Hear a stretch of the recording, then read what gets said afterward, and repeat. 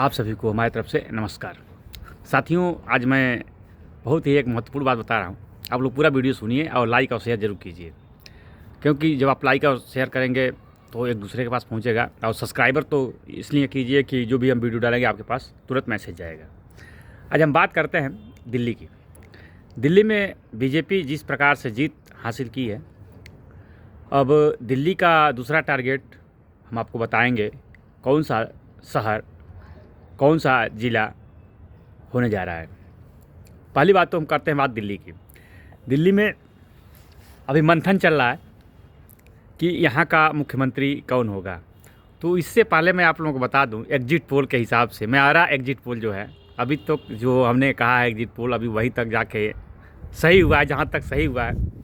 क्योंकि हमने मिल्कीपुर की बताया था वो भी सही हुआ, अयोध्या का जो बताया था वो भी सही हुआ, और दिल्ली का जो बताया था उसमें तो बढ़ के ही हुआ। मैं 37 से 40 कहा था, लेकिन उससे बढ़ के हुआ 48 हो गया। तो आज हम बात करते हैं बीजेपी का मुख्यमंत्री दिल्ली के अंदर हमारे अनुमान से किसको होना चाहिए। अब तो 20 तारीख को पता ही चल जाएगा।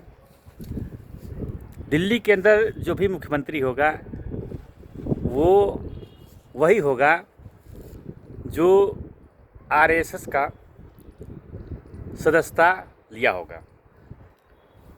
क्योंकि अब मोहन भागवत का राजनीति से कोई मतलब नहीं होता है, लेकिन मोहन भागवत जी एक ऐसे स्तंभ है जहाँ पे वो लठ गाड़ देंगे, उसको हासिल करके रहेंगे। अभी मैं बताऊंगा कि दिल्ली का मुख्यमंत्री कौन होगा, लेकिन पहले मैं आपको बता दूं कि मोहन भागवत जी पश्चिम बंगाल का रुख कर लिए हैं और वहाँ पर अब बहुत बड़ा खेला होने वाला है।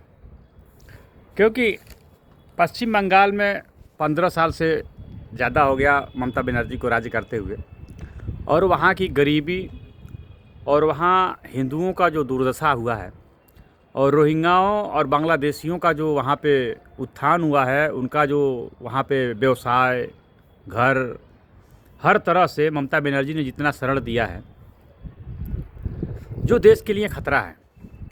और अब पश्चिम बंगाल के अंदर मोहन भागवत जी का प्रस्थान हो चुका है।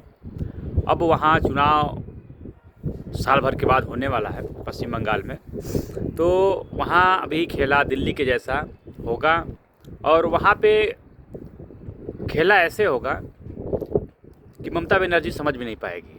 इसलिए नहीं समझ पाएगी कि वहाँ जो पश्चिम बंगाल की पुलिस होती है, तो पश्चिम बंगाल की पुलिस ममता बनर्जी के हाथ में होती है और जो चाहती है वही कराती है। धांधली कराती है, गुंडागर्दी कराती है, लूटपाट कराती है, आगजनी कराती है, यानी कि ज़बरदस्ती वोट भी डलवाती है और डालती है। लेकिन अब वहाँ पे लगेगी केंद्रीय फोर्स।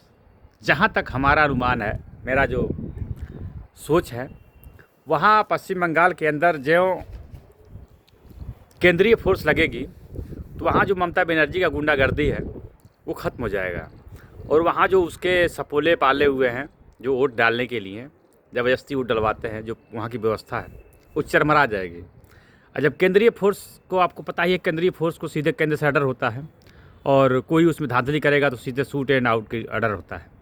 वो बख्शती नहीं है कि आप क्या हैं, कितने बड़े घराने के हैं, क्या मिनिस्टर हैं, मंत्री हैं, सदस्य हैं।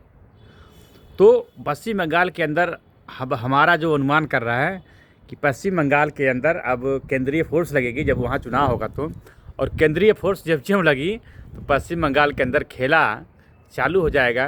क्योंकि वहाँ पे मोहन भागवत जी का प्रस्थान हो चुका है और उन्होंने अपना संगठन को तैयार करना चालू कर दिया है। और वहाँ पे सबसे ज़्यादा गरीबी, भुखमरी पश्चिम बंगाल के अंदर है, क्योंकि वहाँ पे रोहिंग्याओं को बसा दिया गया है और रोहिंग्याओं का काम होता है लूटपाट, चोरी डकैती। यहाँ तक कई वीडियो ऐसे आ रहा है, ये सब ज़्यादातर कबाड़ी का काम करता है सब।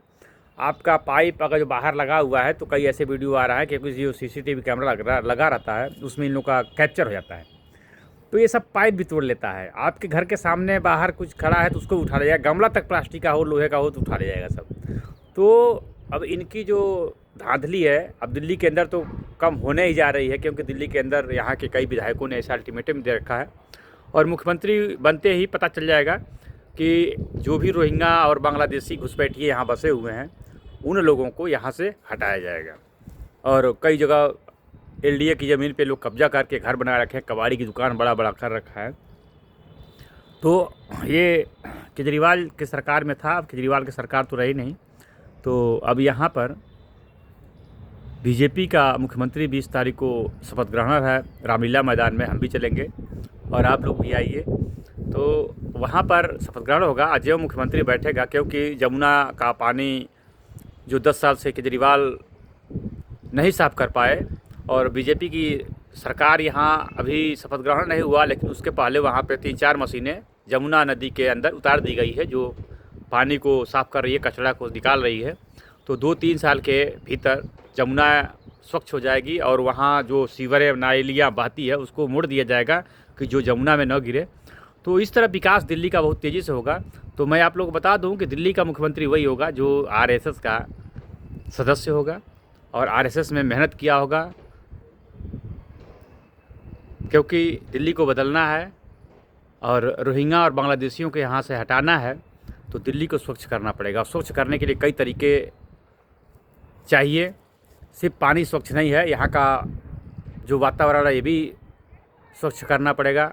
प्रदूषण भी बहुत ज़्यादा यहाँ पे है और जो प्रदूषण वो है जो बांग्लादेशी और रोहिंग्या यहाँ पे आके बसे हुए हैं, इन लोगों को यहाँ से हटाना बहुत ज़रूरी है।